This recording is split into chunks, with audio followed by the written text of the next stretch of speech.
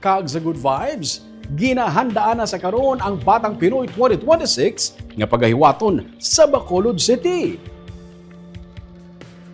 Ang Philippine Sports Commission ang nagpasalig nga handa na ang Bacolod City sa pag-host ang Batang Pinoy 2026. Sa pagkatubang sang PSC sa Philippine Sports Writers Association, ginpatpat ang mga ginahimo nga preparasyon para diri kaupo ng alkalde sang Bacolod. Isa na diri ang mga paggamit sang ginahingagaw tapos nga Bacolod Coliseum nga ginapapot matapos sa third quarter sini nga tuig.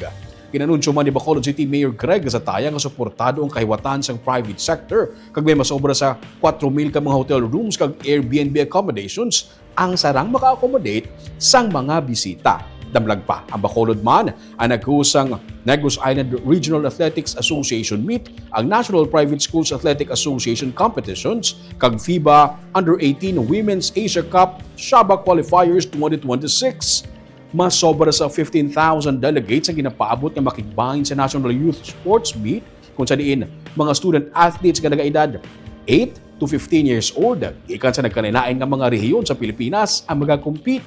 30 ka mga sports events ang patigayunon sa Bacolod human in December 12 to 18. So on our part, our private sector is ready to support us. The restaurants, hotels, Airbnbs.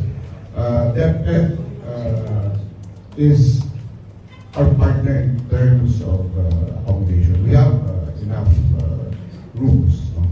Aside from the hotels, our accommodations for our athletes. So we are ready for it. And I think together with the PSC also, we'll be launching the sports app to be used